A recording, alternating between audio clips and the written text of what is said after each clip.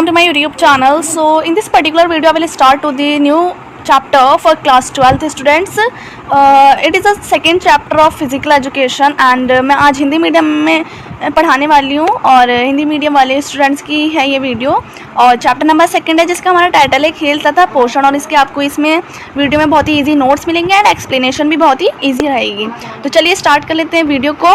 And मैं आपको बता दूं इसका जो फर्स्ट चैप्टर था वो भी मैंने अपलोड कर चुकी हूँ अपने चैनल पर। अगर आपको देखना है तो आप देख सकते हैं, डिस्क्रिप्शन में आपको उसका लिंक मिल जाएगा। इसके भी हमारे 2 पार्ट होंगे और फर्स्ट चैप्टर के भी 2 पार्ट ही हैं, तो 2 पार्ट में हमारा चैप्टर अच्छे से कंप्लीट हो जाएगा। उसके बाद हम MCQ सीरीज़ भी करेंगे जो कि इस सेशन के लिए काफ़ी ज़्यादा इंपॉर्टेंट रहेगी। तो चलिए स्टार्ट करते हैं। चैप्टर नंबर सेकंड जो है खेल तथा पोषण। तो हमारा जो सबसे फर्स्ट टॉपिक आता है इस चैप्टर का वो यही है कि भोजन क्या होता है। सबसे पहले हमें यही समझना है ये जो हम भोजन ग्रहण करते हैं ये होता क्या है। और सभी खाते हैं, फूड खाना सब लोग खाते हैं, तो हम किस चीज़ के लिए क्या फंक्शन है इस चीज़ का, या क्या प्रोसेस होता है। तो भोजन वह सभी तरल या ठोस पदार्थ होते हैं। तरल यानी कि जो लिक्विड फॉर्म वाली चीज़ें होती हैं जिसमें वाटर, टी, कॉफ़ी ये सब चीज़ें लिक्विड फॉर्म की तरल पदार्थ में आ जाती हैं, और ठोस में आ जाते हैं जैसे सब्जी, रोटी, या फिर जो लिक्विड नहीं होते ना वो उसके अलावा जितने बचे वो ठोस में आ जाते हैं। तो भोजन के जो भी तरल भी पीते हैं हम, यानी कि लिक्विड फॉर्म वाली चीज़ें भी पीते हैं हम, और जो ठोस पदार्थ होते हैं वो भी खाते हैं हम। तो ये दोनों ही जिन्हें मनुष्य खाता है और अपनी पाचन क्रिया द्वारा अवशोषित करके, अपनी पाचन क्रिया यानी कि उसको डाइजेस्ट करके, उसको पचा के डाइजेस्टिव सिस्टम के द्वारा उसको डाइजेस्ट करता है और अलग अलग काम के लिए यानी कि अलग अलग शारीरिक क्रिया के लिए उसका प्रयोग करता है उस एनर्जी का। खाना खाने से बेसिकली क्या होता है, खाना हम क्यों खाते हैं, एनर्जी मिले हमें इसलिए हम खाना खाते हैं, एनर्जी के लिए। तो एनर्जी जब हमें मिलती है तो उससे क्या होता है, हम एनर्जी के ज़रिए हम अपने जो भी अलग अलग रोज़मर्रा के हमारे डेली लाइफ के जो भी काम होते हैं, शारीरिक क्रिया होती हैं, उसमें हम एनर्जी का यूज़ करते हैं। अगर हम खाना नहीं खाएंगे तो क्या होगा, हमारे हाथ पैर ढीले पड़ जाएंगे, बिल्कुल हमें एनर्जी नहीं आएगी। और खाना खा लेते हैं तो हमें बिल्कुल एनर्जी आ जाती है, बहुत अच्छा सा लगता है। इसलिए जो ये खाने का सिस्टम यही है कि हम जो भी चीज़ खाता है मनुष्य उसको पचाता है, डाइजेस्ट करता है, और उससे जो भी खाना खाने से जो भी एनर्जी मिलती है उसका जो है वो यूज़ करता है अलग अलग फिजिकल एक्टिविटी के लिए, यानी कि अलग अलग डेली लाइफ के काम करने के लिए। नेक्स्ट टॉपिक आता है वो है बैलेंस डाइट। बैलेंस डाइट से आपको इसके नाम से ही समझ आ रहा है संतुलित आहार, यानी कि आहार कहते हैं डाइट को, खाने को, और कोई भी खाने की ऐसी चीज़ जो बैलेंस फॉर्म में हो, यानी कि बिल्कुल बैलेंस हो, ना ज़्यादा हो ना कम हो। तो बैलेंस डाइट की डेफिनेशन में समझते हैं, संतुलित आहार एक ऐसा खाना होता है जिस खाने में सभी पोषक तत्व यानी कि सभी जो न्यूट्रिएंट्स होते हैं जिसको हम कहते हैं कार्बोहाइड्रेट, प्रोटीन, मिनरल्स, ये सब न्यूट्रिएंट जो हैं वो संतुलित मात्रा में उसमें उपलब्ध हो, यानी कि बैलेंस की फॉर्म में उपलब्ध हो, ना ज़्यादा हो ना कम हो। जितने एक व्यक्ति को चाहिए डेली खाने में, जितने न्यूट्रिएंट्स चाहिए उसमें वो प्रेजेंट हो, उसी को हम कहते हैं बैलेंस डाइट। अब जो हमारा नेक्स्ट टॉपिक आता है वो है पोषण। पोषण क्या है, न्यूट्रिशन। ये वर्ड आपने अपनी प्रीवियस क्लासेस में सुना ही होगा पहले कि न्यूट्रिशन होता क्या, इस प्रोसेस में क्या होता है इसको समझते हैं। तो पोषण जो है वो एक ऐसा प्रोसेस है, ऐसी प्रक्रिया होती है जिसमें जो है आहार किसे कहते हैं, खाने को कहते हैं। पोषण में क्या होता है, जिस खाने में जिस भी खाने की चीज़ को हम इंसान जो है ग्रहण करते हैं, यानी कि जो भी इंसान किसी भी खाने की चीज़ को खाता है, ग्रहण करता है और उसको पचाया जाता है, यानी कि क्या होता है, कोई भी मनुष्य जो है वो खाने की चीज़ खाता है और उसको पचाता है, उसको डाइजेस्ट करता है।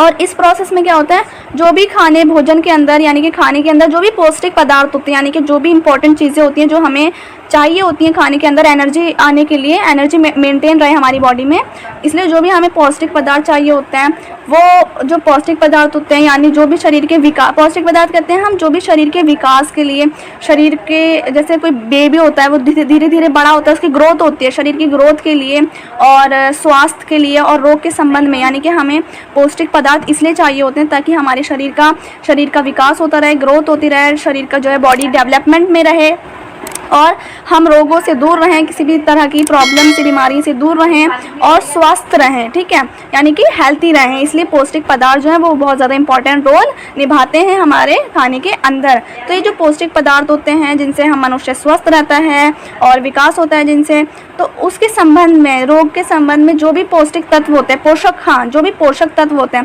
पोषक तत्व किसे कहते हैं, न्यूट्रिएंट्स को। जो भी न्यूट्रिएंट्स होते हैं उस खाने में उन्हें शरीर के दूसरे अंगों तक पहुँचाया जाता जाता है, यानी कि जो भी न्यूट्रिएंट्स हैं, न्यूट्रिएंट्स किसे कहते हैं, कार्बोहाइड्रेट, विटामिन, मिनरल्स, ठीक है, ये सारे जो होते हैं ये पोषक तत्व कहलाते हैं, यानी कि न्यूट्रिएंट्स जो कि खाने के अंदर प्रेजेंट होते हैं, मौजूद होते हैं। वो पोषक तत्व क्या करते हैं, जब हम खाना खाते हैं खाने के अंदर पोषक तत्व होते हैं, हम खाना खा लेते हैं, उसको पाचन क्रिया द्वारा पचाया जाता है, डाइजेस्ट किया जाता है और उसको शरीर के दूसरे अंगों तक पहुंचाया जाता है। खाने को नहीं, ब्लड बनता है, हमारा खून बनता है खाना खाने से, उसको शरीर के अलग अलग ऑर्गन्स में पहुंचाया जाता है ताकि हमारी पूरी बॉडी में एनर्जी मेंटेन रहे। एनर्जी के लिए हम कोई भी काम करते हैं, अगर हम खाना नहीं खाने से क्या होता है, हमें एनर्जी मिलती है। अगर हम खाना नहीं खाएंगे तो हमें एनर्जी नहीं मिलेगी, हम कोई भी काम नहीं कर पाएंगे। होता है ना, कभी हम खाना नहीं खाते 1-2 टाइम तक, तो फिर क्या होता है, हमारे हाथ पैर ढीले पड़ जाते हैं, हमें बिल्कुल एनर्जी नहीं होती, किसी चीज़ का मन नहीं करता। बट जब हम खाना खा लेते हैं तो हमारे हाथ पैरों में जान आ जाती है, हमें बिल्कुल एनर्जी आती है। तो यही है कि जो भी पोषक तत्व होते हैं, न्यूट्रिएंट्स होते हैं, वो अलग अलग शरीर के ऑर्गन्स तक, दूसरे अंगों तक भी पहुंचाया जाता है इस प्रोसेस में। आई होप आप समझ गए होंगे पोषण किसे कहते हैं, न्यूट्रिशन। अब जो हमारा नेक्स्ट टॉपिक आता है वो है न्यूट्रिएंट्स, यानी कि न्यूट्रिएंट जैसे कि मैंने आपको अभी बताया था, खाने में क्या होते हैं, किसी भी खाने में पोषक तत्व होते हैं, न्यूट्रिएंट्स प्रेजेंट होते हैं और जिससे ही हमें एनर्जी मिलती है। तो उसके बारे में थोड़ा डिटेल में समझते हैं, न्यूट्रिएंट्स क्या होते हैं।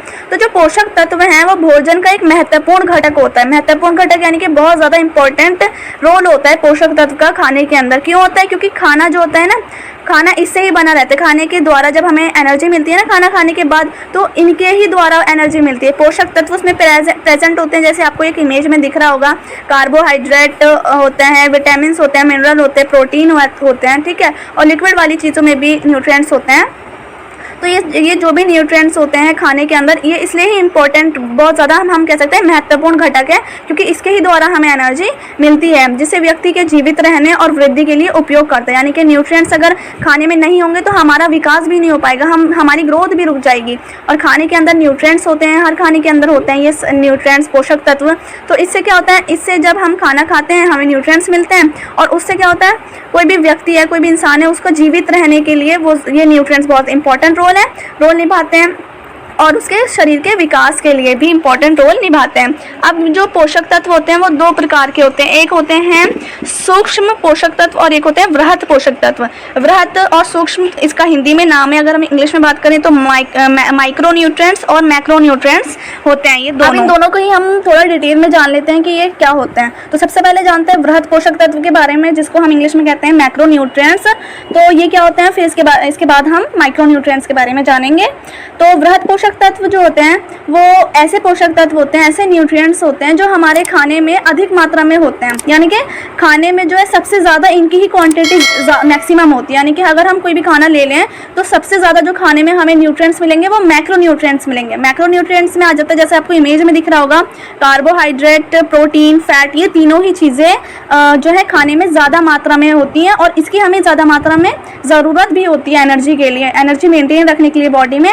इसकी हमें ज़्यादा मात्रा में, मैक्सिमम क्वांटिटी में इसकी ज़रूरत भी होती है और ये पहले से ही प्रेजेंट होते हैं खाने में ज़्यादा क्वांटिटी में, ठीक है। तो उचित मात्रा में ये होते हैं खाने के अंदर और हमारे शरीर को जिन पोषक पदार्थों की मात्रा अधिक मात्रा में ज़रूरत होती है, जैसे कि मैंने आपको भी बताया कि हमारी जो बॉडी है, हमारी बॉडी को जिन पोषक पदार्थ की जो है ना, जिन न्यूट्रिएंट्स की ज़्यादा ज़रूरत होती है वो वृहत पोषक तत्व कहलाते हैं, ठीक है। तो इसकी जो एग्जांपल्स हैं उसमें आ जाता है कार्बोहाइड्रेट, वसा कहते हैं फैट को, और कार्बोहाइड्रेट, फैट, जल यानी कि वाटर भी इसमें इंक्लूड हो जाता है, और प्रोटीन, ठीक है। अब इसको थोड़ा डिटेल में पढ़ लेते हैं इसके टाइप्स को। यानी कि कार्बोहाइड्रेट सबसे पहले जानते हैं क्या होता है, फिर फैट, प्रोटीन और वाटर को यानी कि जल को बाद में पढ़ेंगे।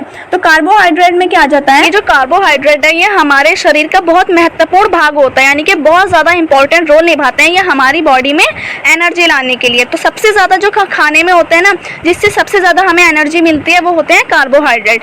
तो कार्बोहाइड्रेट हमारे शरीर का बहुत महत्वपूर्ण भाग होता है जो कि सबसे ज़्यादा खाने में मिलता है हमें, और इसी से हमारे शरीर को अलग अलग काम करने के लिए ऊर्जा प्राप्त होती है। ऊर्जा कहते हैं एनर्जी को, यानी कि सबसे ही ज़्यादा जो हमें काम करने के लिए जो एनर्जी मिलती है वो मिलती है कार्बोहाइड्रेट के द्वारा। यानी कि जब हम कार्बोहाइड्रेट को खाते हैं उसके ही द्वारा हमें सबसे ज़्यादा एनर्जी मिल जाती है।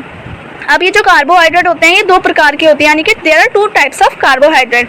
फर्स्ट इज जो है पहला वाले नंबर का है वो है साधारण कार्बोहाइड्रेट, और सेकंड है वो जिसका नाम है जटिल कार्बोहाइड्रेट। तो इन दोनों को हम अभी डिटेल में जानेंगे। पहले बात करते हैं इसके स्रोत के बारे में, यानी कि सोर्स ऑफ कार्बोहाइड्रेट क्या होते हैं। तो कार्बोहाइड्रेट के जो स्रोत हैं जिससे हमें मिल सकता है वो है आलू। आलू से सबसे ज़्यादा हमें कार्बोहाइड्रेट मिलती है, सबसे ज़्यादा एनर्जी मिलती है।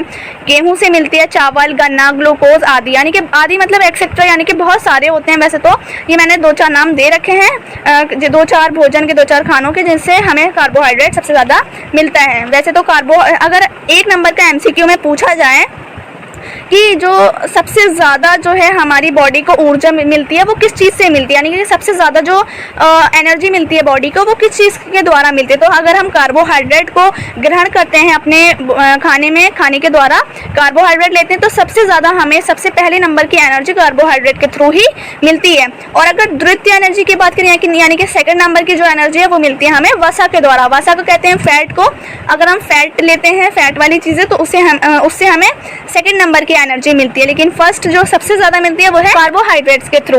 तो अब एक बात और आपको मैं बता दूं कि 1 ग्राम अगर हम कार्बोहाइड्रेट को ग्रहण करते हैं, यानी कि 1 ग्राम कोई भी अगर हम कार्बोहाइड्रेट वाली चीज़ खाते हैं तो उससे हमें 4 कैलोरी मिल जाती है। तो अब हम इसके टाइप्स के बारे में जान लेते हैं कि फर्स्ट वाला जो है वो साधारण कार्बोहाइड्रेट होता है, वो क्या होते हैं, और सेकंड वाला जटिल कार्बोहाइड्रेट। तो साधारण कार्बोहाइड्रेट को हम शर्करा भी कहते हैं, और ये हमें किस किस चीज़ों से मिलता है, ये हमें अनाज से मिलता है। अनाज में आ जाता है गेहूँ, चावल या फिर आदि जो भी अनाज होते हैं, उससे हमें ये साधारण कार्बोहाइड्रेट मिलता है। और रसीले फलों से मिलते हैं, रसीले फल जैसे कि गन्ना, चुकंदर, आम, अनानास एक्सेट्रा। तो इन सब चीज़ों से हमें ये मिलता है, अनाज से, रसीले फलों से। उनमें पाए जाने वाले जो भी पोषक तत्व होते हैं, जो भी न्यूट्रिएंट्स होते हैं, उसमें साधारण कार्बोहाइड्रेट पाया जाता है। ये जो है ये तेज़ी से पचता है, यानी कि तेज़ी से डाइजेस्ट भी होता है और अवशोषित भी होता है, यानी कि एब्जॉर्ब भी करता है। तेज़ी से ये डाइजेशन इसका हो जाता है। और ये स्वाद में मीठे होते हैं। ये एक मेन पॉइंट है इसका कि स्वाद में ये साधारण कार्बोहाइड्रेट जो है वो मीठे होते हैं, और ये पानी में घुलनशील भी होते हैं। यानी कि पानी में घुलनशील का मतलब है कि वाटर सॉल्यूबल होते हैं, पानी में घुल सकते हैं।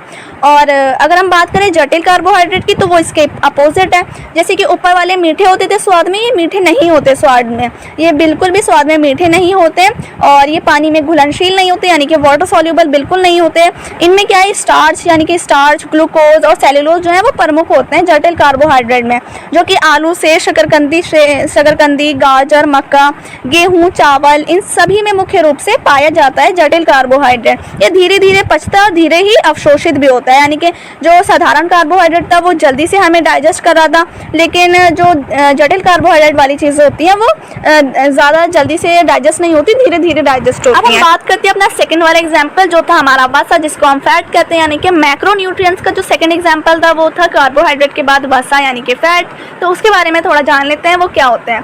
तो वह सभी, अब देखिए यहाँ पर टाइपिंग एरर हो रखी है, आप थोड़ा ध्यान रखिएगा। वह सभी हमारे नहीं होगा, यहाँ पर होगा वसा भी हमारे। तो आप अपने अगर नोट्स बनाएंगे, नोट करेंगे, नोट डाउन, तो फिर इसको ध्यान रखिएगा।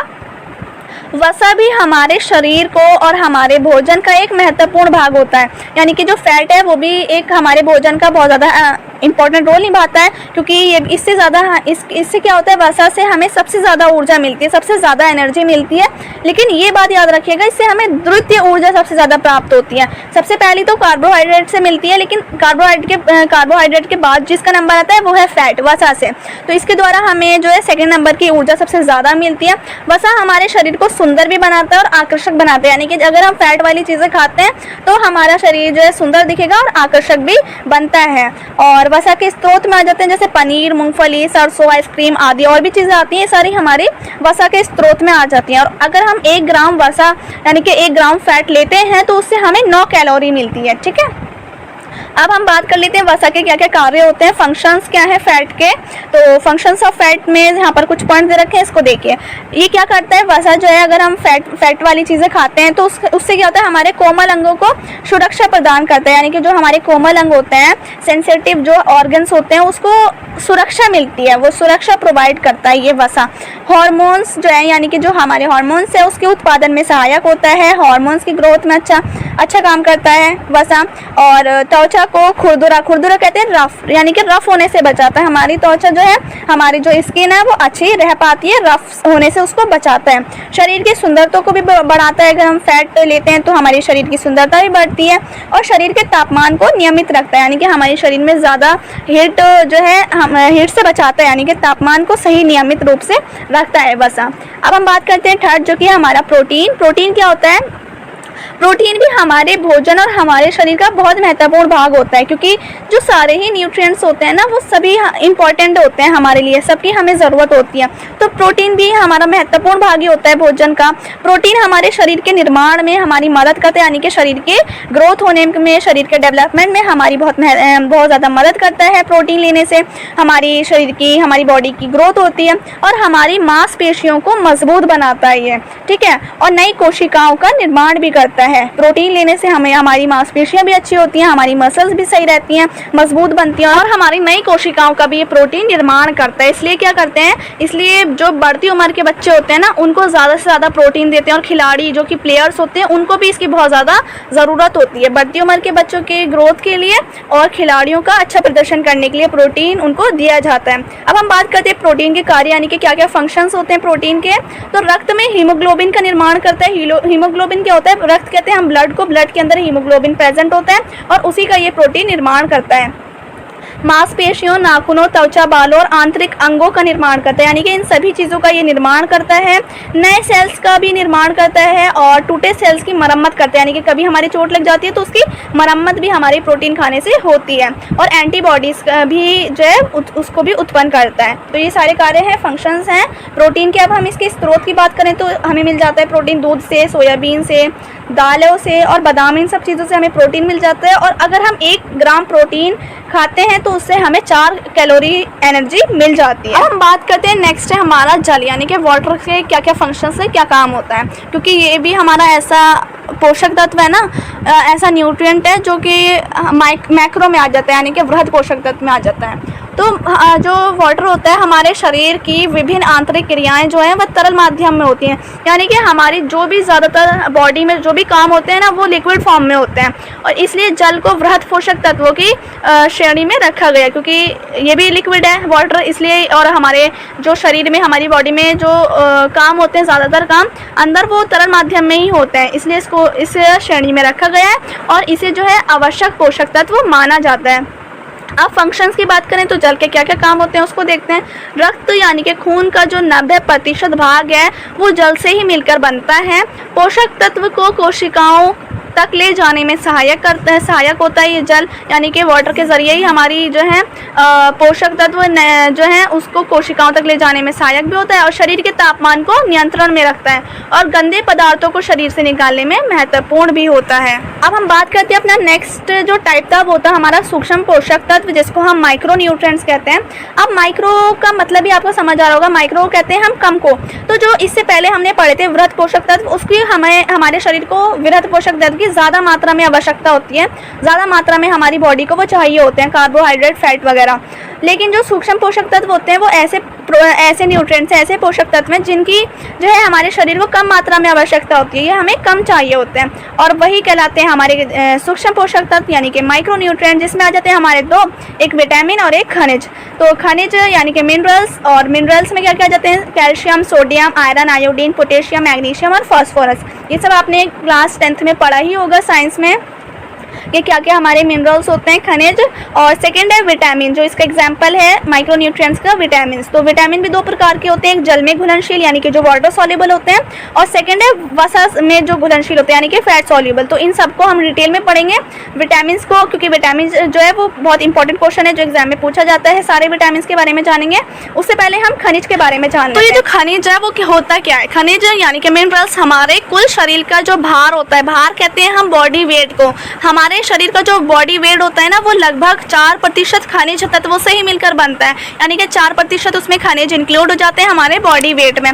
कुल 24 प्रकार के खनिज हमारे शरीर में पाए जाते हैं, यानी कि 24 प्रकार के मिनरल जो है ना वो हमारी बॉडी में प्रेजेंट होते हैं। अलग अलग शारीरिक क्रियाओं, शारीरिक क्रिया कहते हैं फिजिकल एक्टिविटी, यानी कि अलग अलग जो भी फिजिकल एक्टिविटीज़ के लिए हमें खनिज की ज़रूरत होती है। खनिज जो है वो दो प्रकार के होते हैं, एक जो है हमारी बॉडी में जो अधिक मात्रा में पाए जाने वाले होते हैं और एक जो है वो कम मात्रा में पाए जाने वाले हैं। तो इन दोनों को ये ध्यान से समझते हैं। आगे तो चलिए। जो अधिक मात्रा में पाए जाने वाले खनिज है, सबसे पहले उनके बारे में जानते हैं, जो जिसमें आ जाते हैं कैल्शियम, मैग्नीशियम, फास्फोरस और सोडियम, पोटेशियम। ये सब इसमें अधिक मात्रा में पाए जाने वाले खनिज होते हैं, यानी कि जो ज़्यादा क्वांटिटी में मिनरल्स पाए जाते हैं। तो सबसे पहले कैल्शियम के बारे में जानते हैं कि कैल्शियम जो है ना, कैल्शियम की मात्रा यानी कि जो कैल्शियम की क्वांटिटी है वो बॉडी में सबसे ज़्यादा होती है, सबसे अधिक होती है। कैल्शियम का जो अधिकतर भाग होता है वो दांतों और हड्डियों में पाया जाता है, यानी कि सबसे ज़्यादा कैल्शियम जो है दांतों में और हड्डियों में मिलता है। कैल्शियम जो है वो दांतों को और हड्डियों का निर्माण करते हैं, यानी कि अगर हम कोई भी कैल्शियम वाली चीज़ खाते हैं तो उससे हमारे दांतों की भी और हड्डियों का भी निर्माण होता है और मजबूती भी प्रदान करता है ये दांतों और हड्डियों को।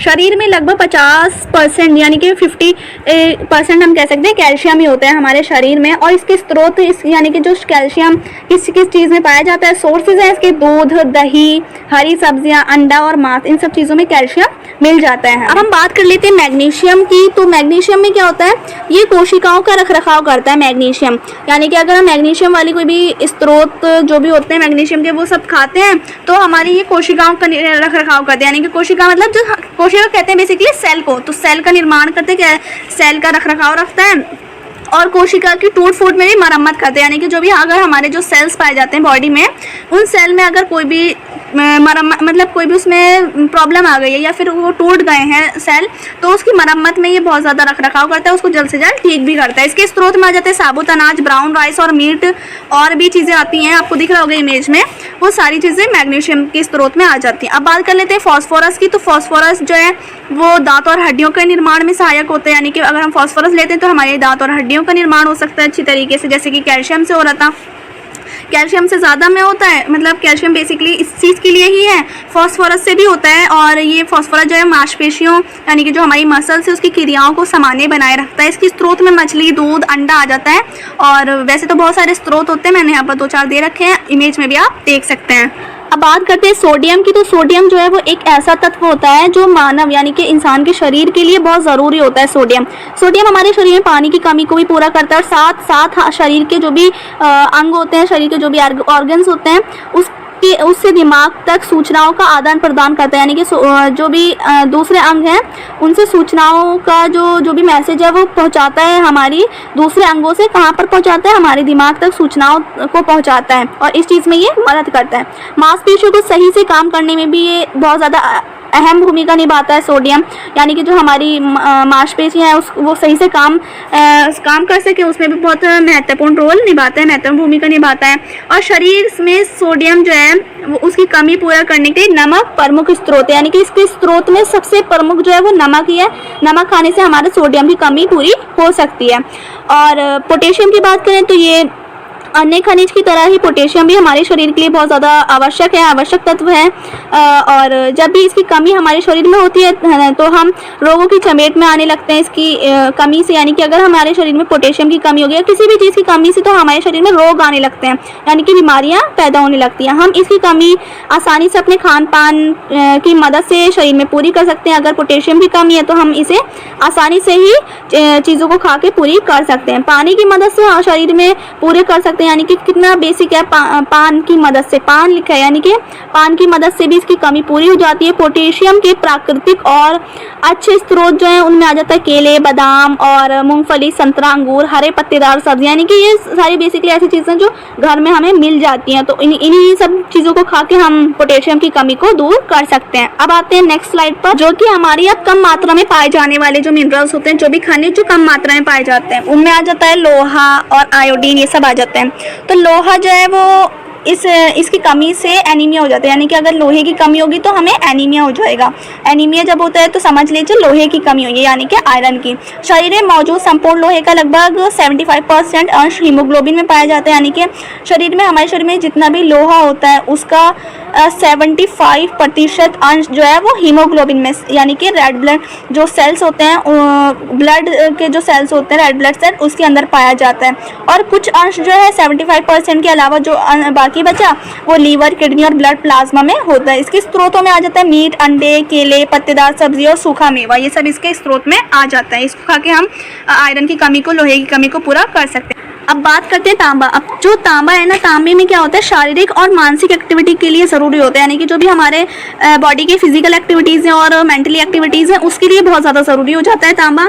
इसकी कमी से इम्यूनिटी लो हो जाती है, और अगर आपकी इम्यूनिटी लो है या किसी की भी इम्यूनिटी लो है तो आप समझ लीजिए तांबे की कमी है। घाव भरने में अधिक समय लगता है और ये इसकी कमी में आ जाता है, यानी कि घाव, अगर तांबे की कमी होगी तो इम्यूनिटी लो होगी, घाव भरने में ज़्यादा टाइम लगेगा और आंखों की रोशनी भी कमज़ोर होने लगती है तांबे की कमी से। आहार में अमीनो, अगर हम बात करें इसके आहार की, तो इसमें अमीनो अम्ल, वसा और ग्लूकोज तत्व आ जाते हैं, तो ये सब इसके तांबे के स्रोत में आ गए। अब नेक्स्ट है हमारा आयोडीन। तो ये जो है आयोडीन, इससे क्या होता है, ये थायरॉक्सिन नामक हार्मोन का उत्पादन करता है, यानी कि एक हमारा बॉडी में हार्मोन होता है जिसका नाम है थायरॉक्सिन, उसका उत्पादन करता है। और ये जो थायरॉक्सिन हमारा हार्मोन है, ये थायराइड ग्लैंड को सही ढंग से काम करने के लिए ज़रूरी होता है, और इसका उत्पादन कौन करता है, आयोडीन, जो कि हमारा एक हम कह सकते हैं खनिज है, मिनरल है। और ये आयोडीन जो है वृद्धि और विकास के लिए भी ज़रूरी होता है, हमारी बॉडी की डेवलपमेंट होता है आयोडीन के थ्रू। और इसकी कमी से क्या हो सकता है, घेंगा रोग हो सकता है और मानसिक दुर्बलता भी आ सकती है। इसके स्रोत सोर्स में आ जाता है आयोडीन, नमक, मछली और समुद्री भोजन, ये सब इसके स्रोत में आ जाते हैं, सोर्सेज ऑफ आयोडीन। अब आते हैं नेक्स्ट स्लाइड। अब जो हमारा जो नेक्स्ट टॉपिक आता है वो है विटामिन। तो विटामिन जो एक इंपॉर्टेंट टॉपिक है इस चैप्टर का, तो आप ध्यान से समझिए। विटामिन एक बहुत ज़्यादा इंपॉर्टेंट न्यूट्रिएंट होता है, यानी कि बहुत ज़्यादा आवश्यक पोषक तत्व होता है जो रोगों से, बीमारियों से बचाव भी करता है और बॉडी की फिटनेस में बहुत ज़्यादा ज़रूरी भी होता है। और ये दो टाइप्स के होते हैं विटामिन, यानी कि there are two types of vitamin. First is water soluble and second is fat soluble, जिसको हम फर्स्ट को कहते हैं हम जल में घुलनशील, जो वाटर सॉल्युबल होते हैं, और सेकंड जो होते हैं वो है वसा में घुलनशील, यानी कि फैट सॉल्युबल। तो फर्स्ट के कौन कौन से होते हैं, जल में घुलनशील जो होते हैं उसके vitamin B and vitamin C, और जो वसा में घुलनशील फैट सॉल्युबल होते हैं उसमें आ जाता है vitamin A, vitamin D, vitamin E and vitamin के।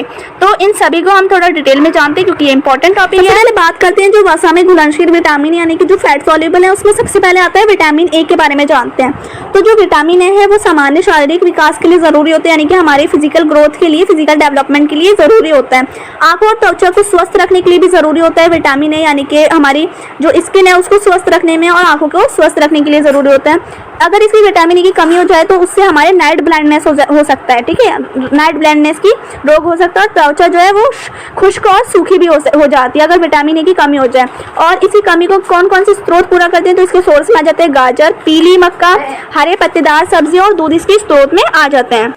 अब जो हमारा नेक्स्ट विटामिन है वो है विटामिन डी। तो हमारा जो फैट सॉल्युबल विटामिन में यानी कि वसा में घुलनशील जो विटामिन है वो है नेक्स्ट विटामिन डी। इसके फंक्शंस के बारे में समझते हैं। ये क्या करता है, विटामिन डी शरीर के फॉस्फोरस और कैल्शियम के, यानी कि शरीर में, के नहीं आएगा यहाँ पर, में होगा, थोड़ी एरर हो रखी है। ये शरीर में फॉस्फोरस और कैल्शियम के साथ मिलकर दांतों और हड्डियों का निर्माण करता है। यानी कि अभी हमने जब हम खनिज के बारे में पढ़ रहे थे तो हमने ये पढ़ा था, अगर आपको याद होगा, कि कैल्शियम और फॉस्फोरस क्या करते हैं, इनका काम था हड्डियों और दांतों का निर्माण करना। लेकिन इनका काम इस तरह से है कि पहले ये विटामिन डी के साथ मिलते हैं और विटामिन डी के साथ मिलकर ये दांतों और हड्डियों का निर्माण करते हैं, यानी कि विटामिन डी भी इसमें रोल होता है, विटामिन डी का भी दांतों और हड्डियों का निर्माण करने में। खून में कैल्शियम और फॉस्फोरस की मात्रा को नियंत्रित भी करता है विटामिन डी, यानी कि इसकी मात्रा जो होती है खून में, ब्लड में जो भी कैल्शियम के और फॉस्फोरस की क्वांटिटी होती है उसको बैलेंस में रखता है विटामिन डी।